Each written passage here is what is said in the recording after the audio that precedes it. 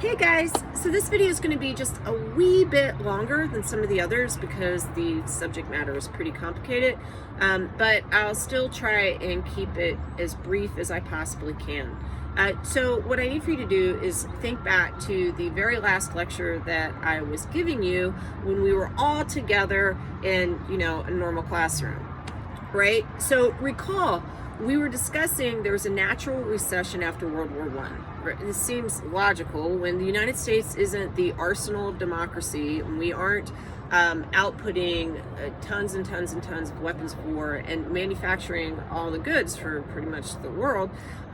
We don't have to our factories to start shutting down, and a lot of people are going to be out of work, and this is going to cause a great deal of labor unrest, and the economy will contract.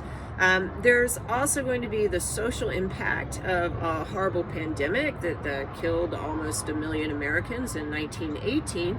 And let me tell you, when that many people are sick and die of the purple death, you don't exactly want to go to the mall and start shopping, right? So that's going to have an impact. Then there's going to be that thing, that horrible, awful thing called the First Red Scare, which will be punctuated by the Palmer raids, which are huge civil liberties abuses that take place in this era under the Wilson administration. And you're going to have a lot of panic within the American population in general about people coming from Europe in the aftermath, after we have already had essentially open borders for most of our history, but huge spikes in immigration during the Gilded Age and the Progressive Era. So what the government is going to do is they're going to use these economic crises to change immigration laws and tighten our borders, okay? And let me just say this from the beginning. Is it okay to have a discussion, a dialogue, a debate about what are rational immigration policies for the United States? I think any rational person would say, yes, of course. Of course you have to have debates about these topics, and sometimes restrictions are completely rational.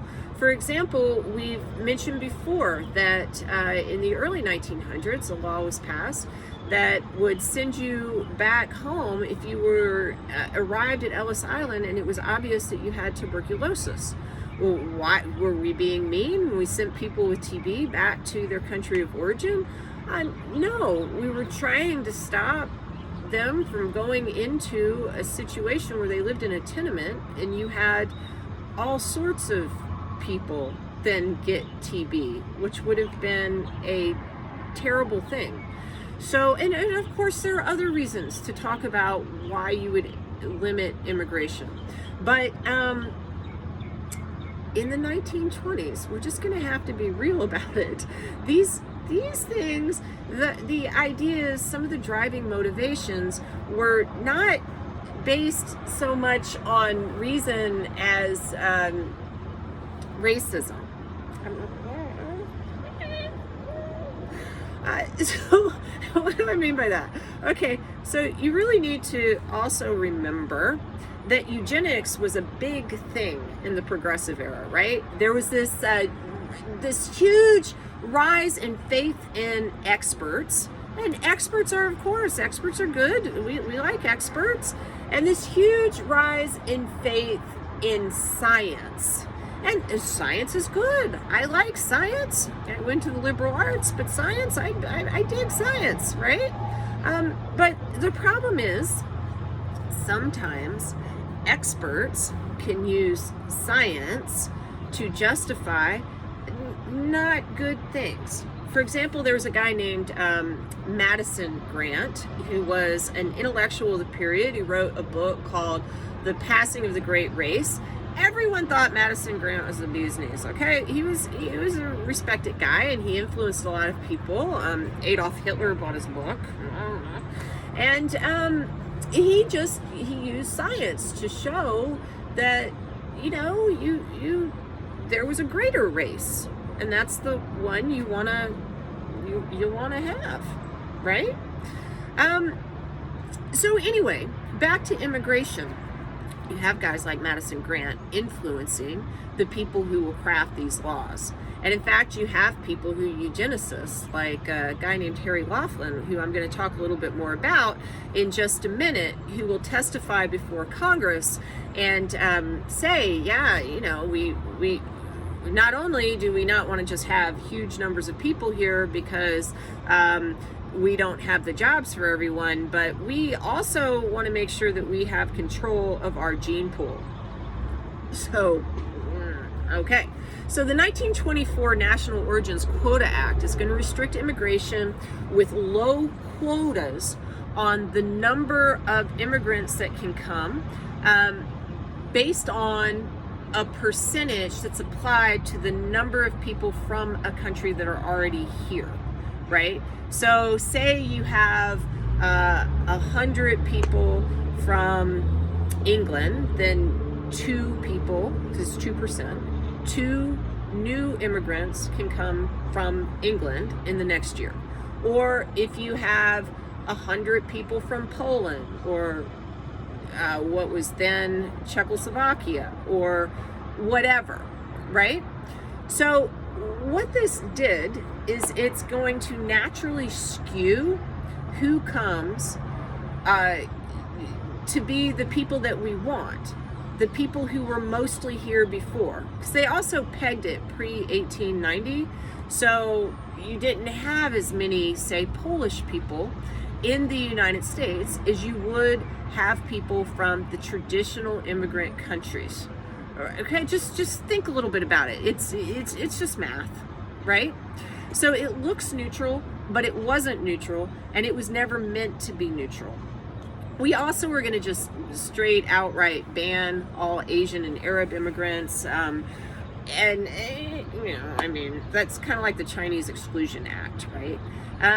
Now we're not going to limit Latin American immigration. Well, why? Well, Latin American immigration was, we're talking here in the Americas. You remember we had Pan-Americanism, we had this open border, our open southern border. You wanted to be able to make sure if you fire those factories up again, that you're going to have a group of people who can come and fill all of your labor needs. Plus, the Americas, again, they have this kind of special relationship in this Western Hemisphere. So we didn't restrict any of that at that point. Now, Latin American immigration is going to be restricted later because of another economic crisis in the Great Depression, right? Which you're already reading about. And at that point, you're going to see some other stuff. But right now, we're really targeting Europeans. The bad Europeans. The Europeans we don't want, right? The Europeans who have funny last names and a weird accent. So, you hugely shut down immigration in this point. And just to kind of show you how the effects were a little bit race-driven, Adolf Hitler praises the 1924 Act in his book Mein Kampf. You know, he gives us a shout out. It's like, yay, United States. And why did he do that? He said that Germany's borders were too open, but the U.S. had come up with a rational immigration policy by, quote, simply excluding certain races from naturalization, end quote. And to show you how effective that kind of was, especially from Hitler's point of view, Jewish immigration in the U.S. fell from 190,000 in 1920 to 43,000 in 1921 to only 7,000 by 1926. So, okay, so huge restrictions.